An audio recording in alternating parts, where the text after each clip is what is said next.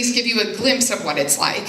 And I'll explain to you what it's like. What it's like is at 8 a.m. this morning when I woke up, I started thinking about how I was going to deal with tonight being a dinner.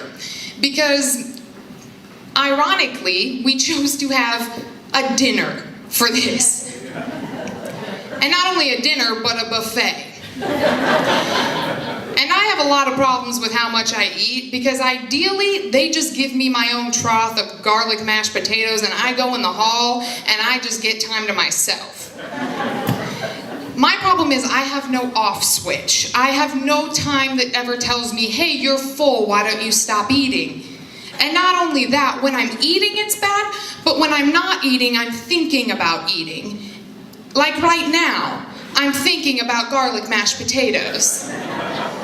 And in 5 minutes, I will be thinking about garlic mashed potatoes. And you might be thinking about them too now, because we are really late and it's about 9 o'clock and you're probably hungry. But I'm always thinking about garlic mashed potatoes.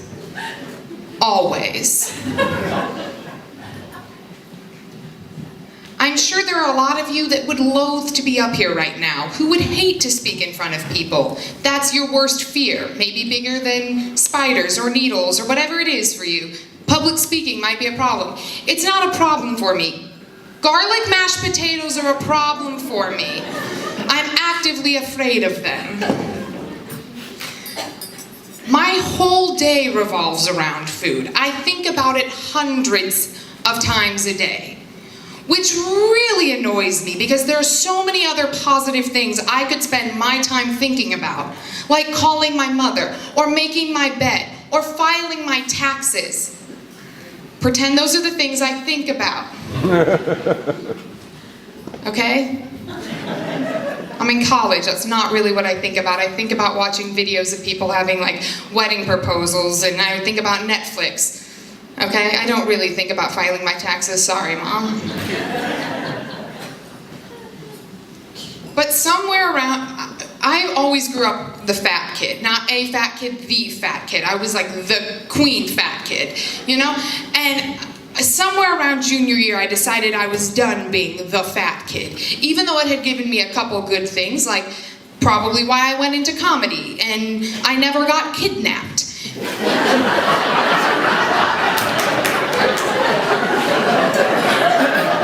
Somewhere around junior year, I decided I wanted to change that. Not the kidnapped part, the fat part. Thank you.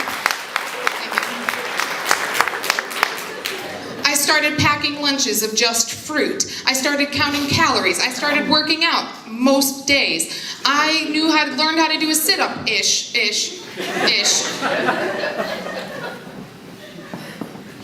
I stopped ordering Girl Scout cookies. That was a loss.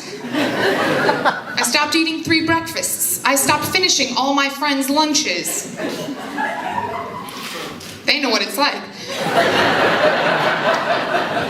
Sadly, my relationship with food has been one of extremes. It took a giant wake-up call in the loss of Kelly to shake me out of the throes of that part of my eating disorder. And I say that part because it's not over. It's better, but it's not over. I'm frequently surprised that my aunt actually asked me to be the spokesperson for something for Kelly. Why? Because I still check out in the mirror every time I look in the mirror if I'm fat. I still know how many calories are in an apple. 80. If a guy doesn't like me, I'm convinced it's because of how I look and what the number is on the scale.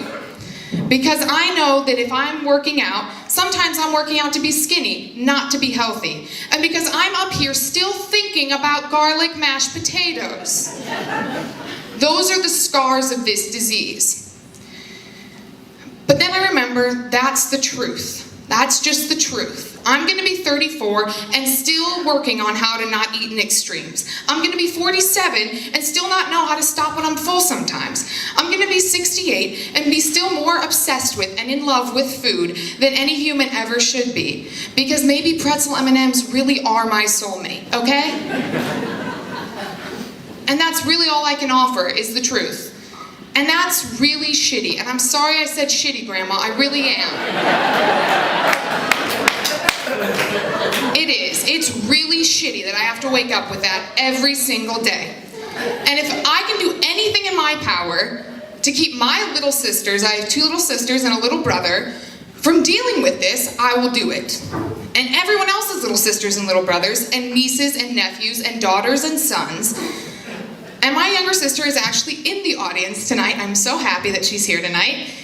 And I know that at age 14, the pressure to be not only thin, but hot, and not only hot, but Instagram me right now in this light and this angle hot, is probably at its peak. And here's what I want to say to you, Olivia. You're probably not going to be able to live without those unhealthy, stupid thoughts that girls your age have inherited from our society. And I'm sorry, because everyone that came before you really messed things up, didn't they? They did. I'm sorry. And I feel sorry about that.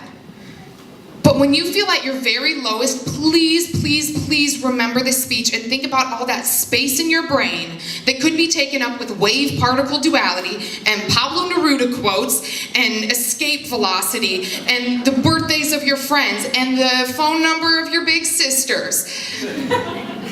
And don't give any more time on this earth to the difference between a couple pounds. Because as someone who has paid the price in hours and weeks and months and probably even years, thinking about how she looks, I can tell you it is not worth it.